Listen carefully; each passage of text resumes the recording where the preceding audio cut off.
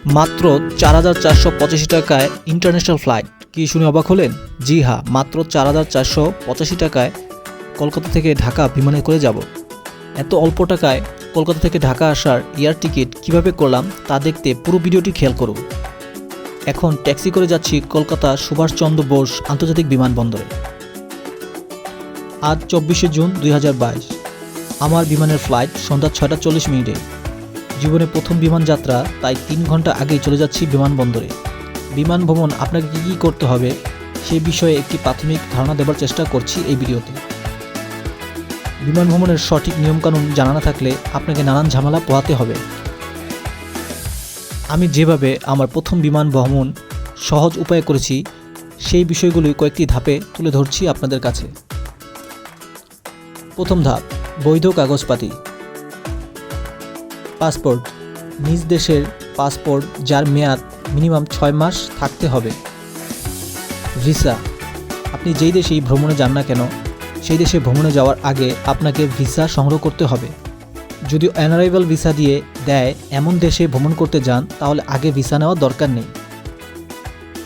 Air ticket, flight ছাড়ার কমপক্ষে ৬ সপ্তাহ আগে এয়ার টিকিট সংগ্রহ করুন।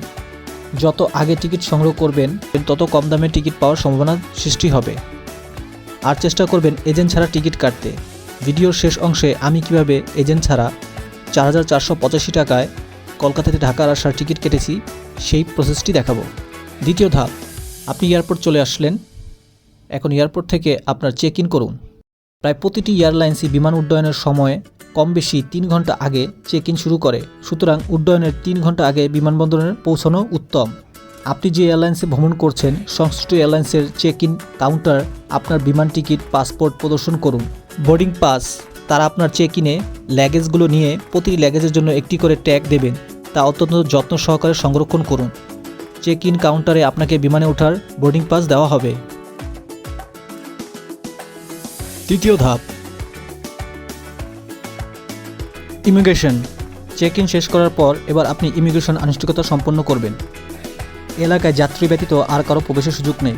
ইমিগ্রেশন এলাকায় প্রবেশের সময় আপনার পাসপোর্ট, বোর্ডিং পাস, বহিরাগমন কার্ড গেটে থাকা ইমিগ্রেশন পুলিশ ও নিরাপত্তা কর্মীকে প্রদর্শন করুন। ইমিগ্রেশন শেষ করে সামনে এগিয়ে যান। চতুর্থ ধাপ, বোর্ডিং। এবার বিমানে ওঠার বোর্ডিংয়ের জন্য আবার অপেক্ষা করুন। বোর্ডিং ব্রিজ এলাকায় আপনাকে শেষবারের মতো পাসপোর্ট, বোর্ডিং পাস পরীক্ষার সময় পুনরায় তল্লাশির সম্মুখীন হতে হবে। বোর্ডিং শুরু হলে বিমানের দরজা খুলে দেওয়া হবে এবং এয়ারলাইন্স কর্মকর্তারা যাত্রীদের বোর্ডিং লাউঞ্জ থেকে বিমানে আরোহণের জন্য আহ্বান করবেন। বিমানে ওঠার সময় বোর্ডিং পাসের নির্ধারিত অংশ বিমান ক্রু প্রদর্শন করতে হবে। তিনি আপনাকে আপনার আসন দেখিয়ে দেবেন, বিমানের কিছুক্ষণের মধ্যে উড্ডয়ন করবে এবং বিমানবালা কিছু নির্দেশনা আপনাকে জানিয়ে দেবে। এই কয়েকটি ধাপ ভালো করে বুঝে নিলে আপনার বিমান ভ্রমণ আনন্দময় ও ঝামেলাহীনভাবে সম্পন্ন করতে পারবেন। এবার আসছি আমি কিভাবে ৪,৪৮৫ টাকায় কলকাতা থেকে ঢাকা এয়ার টিকিট কেটেছি সেই বিষয়টা নিয়ে কথা বলার জন্য। সেটা আপনাদের সাথে শেয়ার করব। আর আমি কোনো উপকার এজেন্ট ছাড়া নিজেই আমার এয়ার টিকিটটি কেটেছি। পরিচিত এক বড় ভাইয়ের কাছে জানতে পারি নভোএয়ার মাঝে মাঝে অনেক কম রেটে এয়ার টিকিট সেল করে কলকাতা টু ঢাকা রুটের। সেই হিসাব কষেই আমি নভোএয়ারের ওয়েবসাইটে ঢুকি। ১৯ জুন ২০২২ নভোএয়ারের ওয়েবসাইটে গিয়ে ২৪ জুন শুক্রবার সন্ধ্যা ৬টা ৪০ Kolkata to Dhaka air ticket ৩,৯০০ রুপিতে দেখতে পাই, যা টাকায় কনভার্ট করলে ৪,৪৮৫ টাকা আসে। আমি দেরি না করে টিকিট বুকিং করে ফেলি আর বিকাশ অ্যাপ দিয়ে পেমেন্ট সম্পূর্ণ করি। অনেকেই আমার কথা বিশ্বাস করতে অসুবিধা হতে পারে, তাদের জন্য আমি আমার পেমেন্ট ও এয়ার টিকিটের ছবি আপনাদের কাছে শেয়ার করলাম। যেখানে কলকাতা টু ঢাকা বাস ভাড়া ২,০০০ থেকে ২,৫০০ টাকা, ট্রেন ভাড়া ২৫০০ থেকে ৩,০০০ টাকা, সেখানে বিমানে ৪,৪৮৫ টাকা আমার কাছে দারুণ কিছু।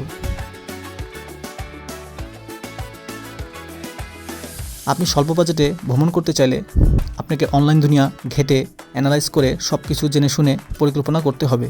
ট্রাভেল এজেন্সি বা অন্যান্য কোম্পানিরা এই কাজটি করে দেয় বাড়তি টাকার বিনিময়ে। আর আপনার যদি প্রচুর টাকা থাকে, প্যারা নিতে ভালো না লাগে, তাহলে আপনি ট্রাভেল এজেন্সির শরণাপন্ন হন। জাস্ট টাকা দিবেন, ওনারা সব কিছু ঠিক করে দেবে।